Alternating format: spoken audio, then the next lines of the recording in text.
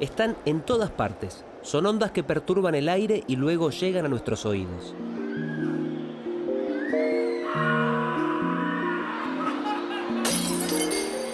El sonido es una sensación que existe cuando alguien escucha. Se crea acá dentro, en el cerebro.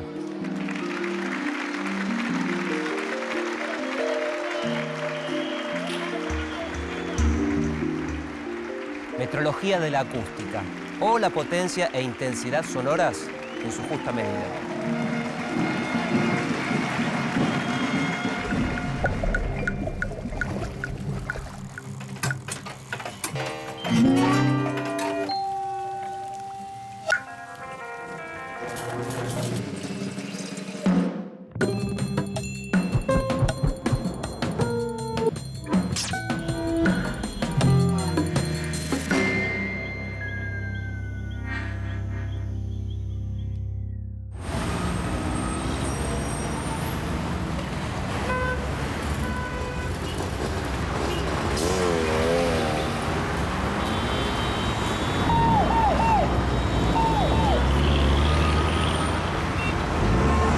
Desde que nacemos, y antes también, en el vientre materno, nos acostumbramos a escuchar.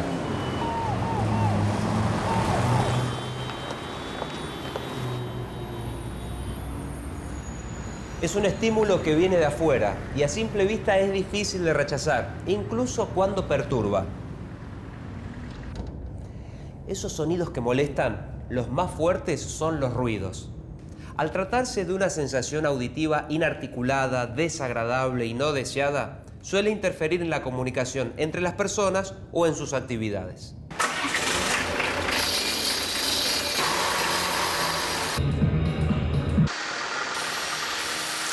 El ruido deriva del desarrollo tecnológico y está presente en la mayoría de las actividades sociales y laborales. Vivir en un mundo en donde todo suena tiene sus consecuencias.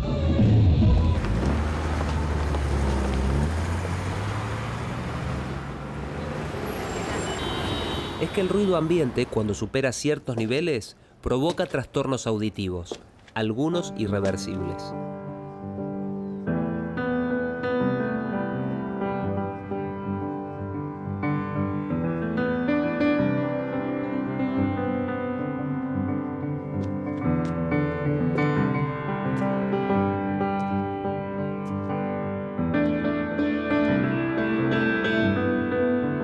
Y aunque uno quiera evitarlo, no por eso deja de existir.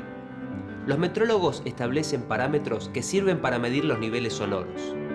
Pero, ¿qué es el sonido? Primer dato. Se trata de una sensación que percibimos con nuestros oídos y que se procesa en el cerebro. Segundo dato. Es una perturbación que se produce en el aire como consecuencia de las fluctuaciones que provocan las ondas sonoras, por encima y por debajo de la presión atmosférica. Son ondas, como también lo son la luz y todo el espectro electromagnético, pero presentan características distintas. A diferencia de las electromagnéticas, las ondas sonoras no se pueden producir en el vacío. Necesitan del aire o del agua. Además, avanzan a velocidades diferentes.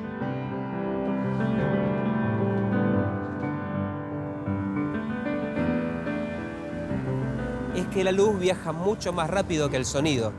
Por esa razón vemos el relámpago en el cielo antes que escuchar el trueno. Y si calculamos el tiempo que transcurre entre la aparición de la luz y el sonido, podemos deducir a qué distancia se produce la descarga eléctrica. Hay un dato preciso que necesitamos para realizar la ecuación. Es justamente la velocidad del sonido, que en condiciones normales de temperatura y humedad viaja a 344 metros por segundo.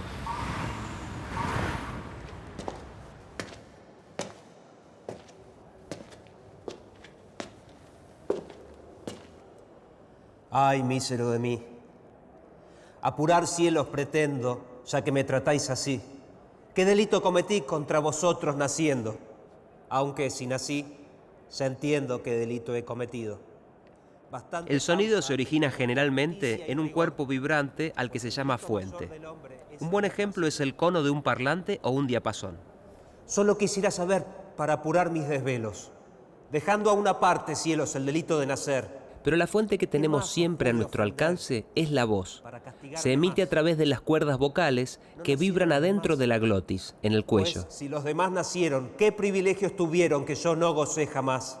En cada fuente de vibración se genera una manera distinta, pero todas producen una entrega de energía que pone en movimiento las partículas de aire más cercanas. Cuando las aparta de su equilibrio, provoca que en su oscilación perturben a otras, y a otras, y a otras. Así avanzan a una velocidad constante que va a depender de las propiedades físicas del medio, la densidad, la temperatura y la presión del aire. Cuando las etéreas alas corta con velocidad, negándose a la piedad del nido que deja en calma, y teniendo yo más alma, tengo menos libertad. Estas ondas son conocidas como mecánicas o elásticas, porque cuando llegan al oído hacen vibrar el tímpano. Hola, hola, hola, hola. Sí. Está probando la potencia de su voz, o de su voz amplificada a través de los parlantes. Hola, hola. Entonces, la fuente emisora inicial es la voz, que es captada por el micrófono, amplificada y emitida por los parlantes. La potencia tiene directamente que ver con la fuente del sonido. Se puede medir, y su unidad es el watt. Hola. También se pueden medir las molestias que provoca la fuente de sonido, en un micrófono que acopla, o en las máquinas industriales.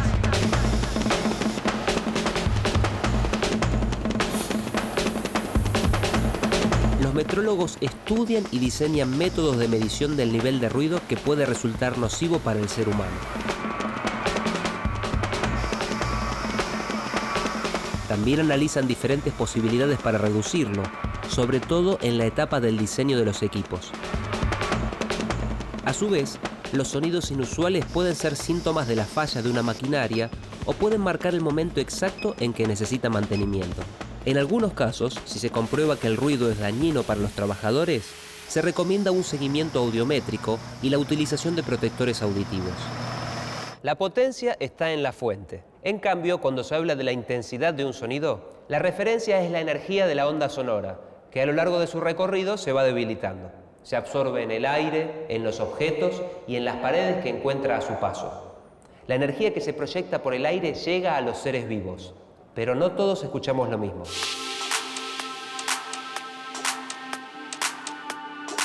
El hombre solo puede oír un rango de frecuencias que va entre los 20 y 20.000 Hz. En cambio, otros animales, como el perro o el murciélago, escuchan frecuencias más altas. En verdad, depende de la frecuencia de las ondas sonoras, es decir, la cantidad de variación de presión por segundo que incide sobre los oídos. Se mide en Hz. Las frecuencias más bajas se corresponden con los sonidos graves y las más altas con los agudos.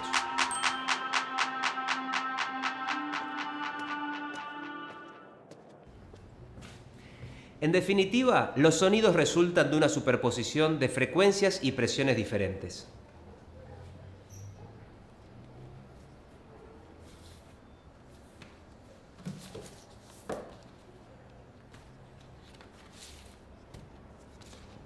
El ruido también.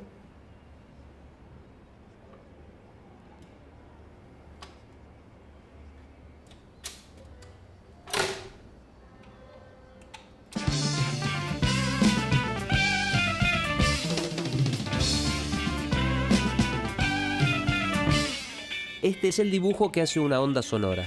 Podríamos imaginarla como el movimiento de un péndulo alrededor de la posición de equilibrio. Va hacia un lado y hacia el otro, y así cumple el periodo completo de la oscilación. La amplitud de la onda depende de la energía que mueven las partículas en el aire.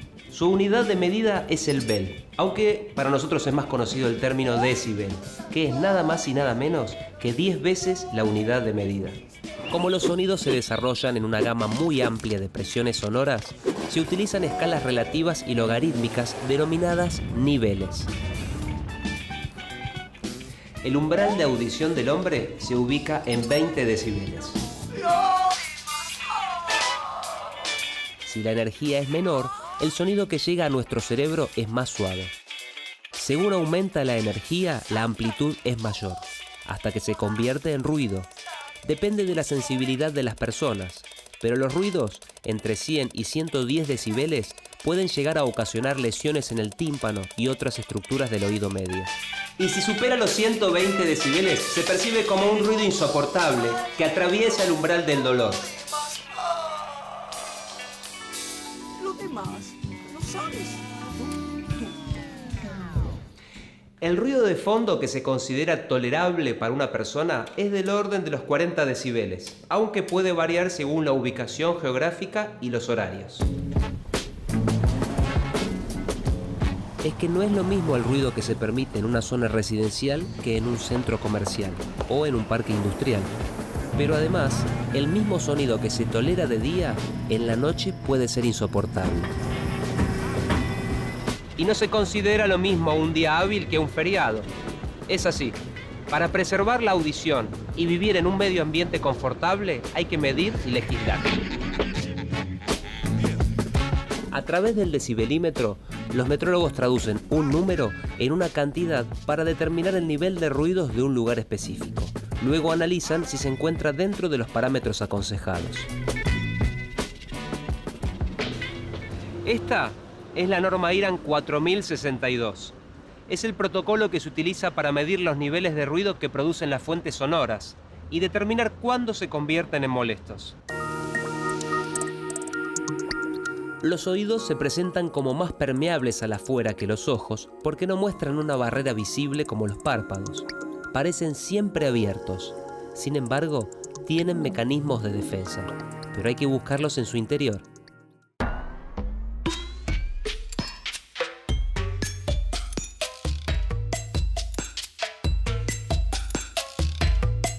Oído externo, oído medio, oído interno. A través de toda esa maquinaria se captan las ondas sonoras que luego se transportan como señales eléctricas que el cerebro traduce en sonido. Es en el oído medio en donde se produce el mecanismo de defensa conocido como reflejo acústico. Los músculos que sostienen a los huesos encargados de amplificar las vibraciones del tímpano son como los párpados de los ojos y atenúan el impacto del exterior. Cuando pueden, porque a veces el ruido llega sin aviso y en ese caso el reflejo no se activa a tiempo. La contracción de los músculos se produce luego de medio milisegundo. Antes, el oído está desprotegido y puede dañarse.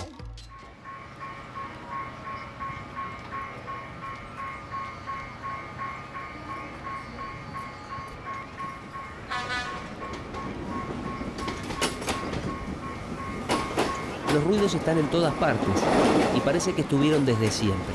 Sin embargo, no es así. Al menos no todos.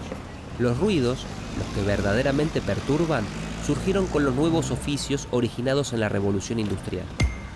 A mediados del siglo XVIII, el calderero era el encargado de martillar y remachar las piezas metálicas que se necesitaban para construir las máquinas de vapor con calderas de carbón, el símbolo de la modernidad. El ruido era perturbador, pero no solo eso, también era nocivo y provocaba en los trabajadores un tipo de sordera en donde dejaban de escuchar los sonidos agudos. La enfermedad del calderero se extendió en Europa como una epidemia. El término se sigue utilizando y muchas personas que en sus puestos laborales se ven expuestos a ruidos insalubres sufren el mismo mal que los trabajadores del siglo XVIII.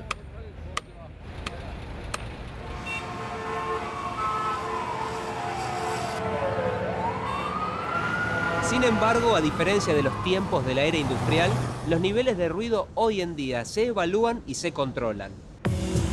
Los primeros estudios se realizaron en Estados Unidos y en países de Europa entre 1950 y 1970. En esos años se trazaron los criterios de riesgo que todavía hoy se respetan como válidos. En nuestro país, la Ley de Higiene y Seguridad en el Trabajo está en vigencia desde 1972 y en el Decreto Reglamentario de la Ley 351 de 1979 se especifican valores límites de exposición al ruido para proteger la salud del trabajador. En 2003 se sumaron nuevas pautas laborales para evitar la pérdida auditiva.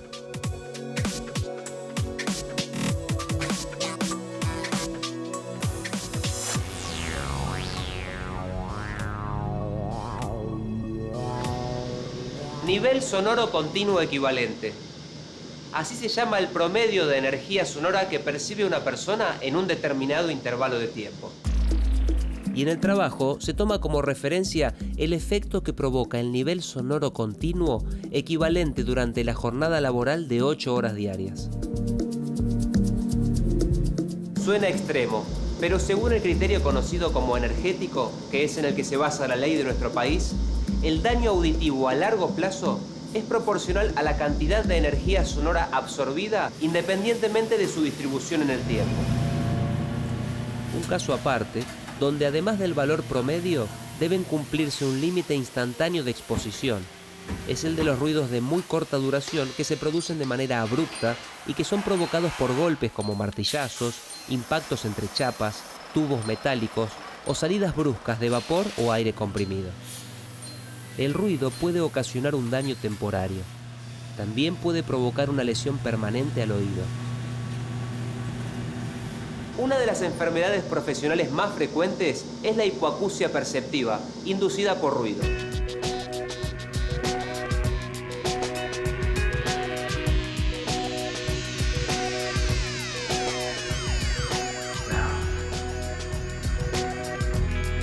Para saber cuáles son los niveles de ruido, hay que medir correctamente sus características, como potencia, intensidad y amplitud sonora. Y no solo hay que medir, antes hay que calibrar los instrumentos y asegurarse de que funcionen bien.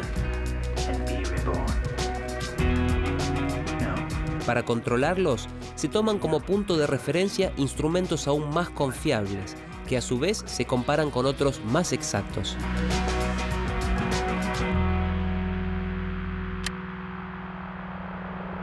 Hola.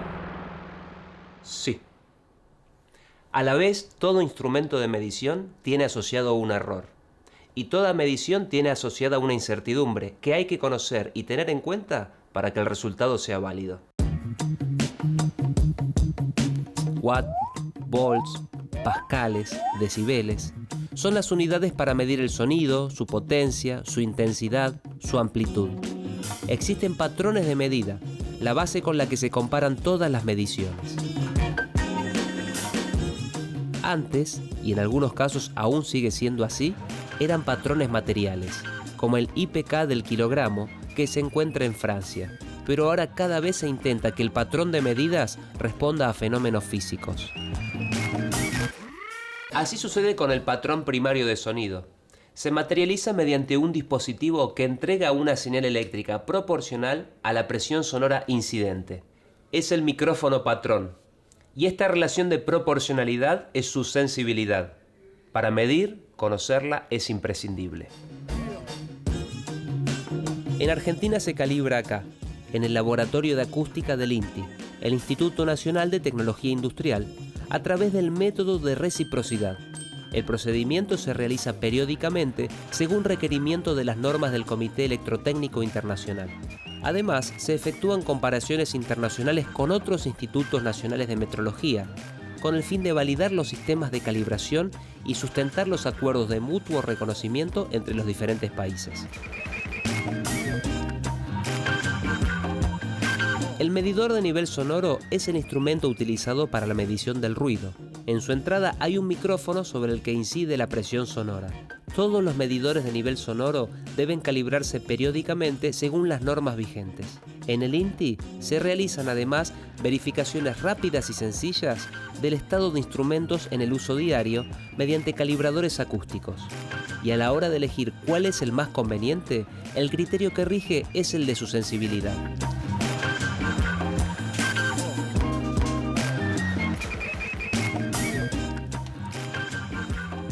Gracias. Este es un decibelímetro portátil que se llama dosímetro. El objetivo de este dispositivo es simple: medir los niveles sonoros cuando una persona se mueve por diferentes espacios en un mismo lugar de trabajo. También se puede utilizar cuando el puesto laboral es fijo, pero el ruido aumenta o disminuye en forma aleatoria.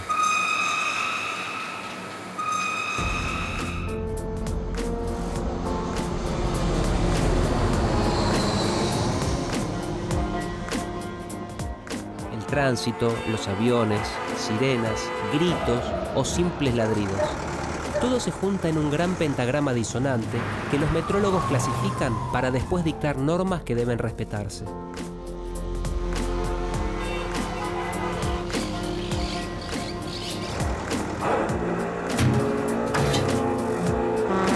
Controlar es una forma más de proteger el medio ambiente.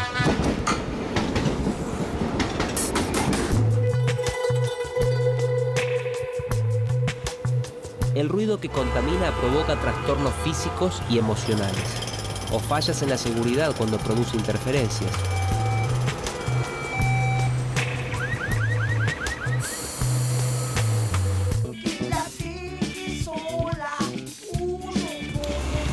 También es el culpable de disminuir la concentración y la eficiencia laboral, que puede traducirse en accidentes y pérdidas económicas.